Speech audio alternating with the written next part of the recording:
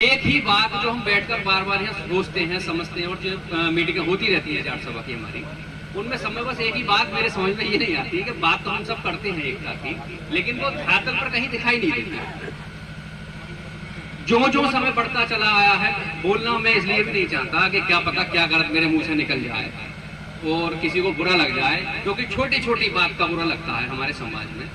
तो मैं ये चाहूंगा एक दिल बड़ा करते हुए, अपने दिल को बड़ा रखते हुए, हमारे जितने भी बड़े बुजुर्ग हैं, बच्चों के जो अगर कोई बात निकल भी जाती है, इस तरह से कुछ होती है, उन्हें समझाएं और क्षमा करें हमारी गलती को।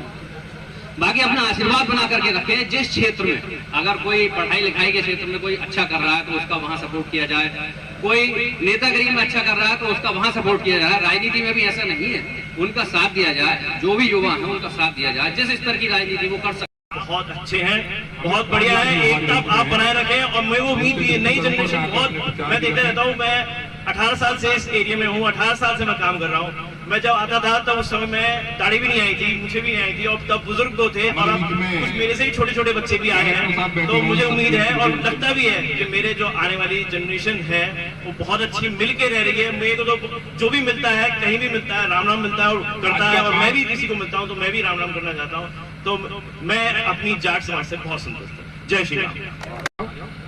अच्छा, तो हमारे बीच में विक्की चौधरी है, विशाल चौधरी है, यतेंद्र सिंह है, मनोहर सिंह जी है, हरिराज सिंह जी हैं। सभी का हार्दिक अभिनंदन, स्वागत है। क्रम को आगे बढ़ाते हुए मैं मास्टर साहब सूरज सिंह जी से विनती करूंगा कि वो आए और अपने विचार रखें। ये दुश्मनी छोड़कर अपनात निभाने का, पुरानी बातों को छोड़कर नई एक प्रेरणा लेने की भी जरूरत है। तीसरी बात अब एक बहुत बढ़िया रही है, हमारी जाट सभा में जब भी देखा पुराने लोग तो आए, लेकिन युवा ने आगे आने की कोशिश नहीं करी, जो अब के बहुत अच्छी एक आगे को पहल बनी है। और मैं कहूंगा कि ये आगे को बनी रहे। युवाओं से ही जब युवा समझ जाएंगे तो आधी समस्या हमारी खुद ही खत्म हो जाएगी। पुराने तो समझे हुए हैं ही भाई, इतने दिनों चल के आए हैं, लेकिन जब युवा समझने लगा तो हमारी बिरादरी का ही भला हो सकता है। विनती करूंगा कि आके अपने विचार भी रखें। सहभागिता भी लगातार इसमें बढ़ती जा रही है। हमें कुछ मेरा सुझाव एक इसमें थोड़ा सा ये है कि हमें पहले भी शायद ऐसी कमेटी बनी हुई है, 5-7 लोग ऐसी होनी चाहिए कि जिससे इस तरह से लोगों को कि भाई वो आपस के विवाद मिलता है। और बाकी ये सभी बात तो सभी आज का काम बुजुर्गों ने कह दी है। 2-3 चीजों का ये है कि ये जो विवाद, हालांकि विवाद अब ना के बराबर है, जो विवाद हैं तो उनके लिए कमेटी बन के और आपस के विवाद थाने तहसील तक ना जाए। थाने तहसील जाने में समय और पैसा दोनों का ही बर्बाद होता है, अल्टीमेटली निष्कर्ष कुछ नहीं निकलता।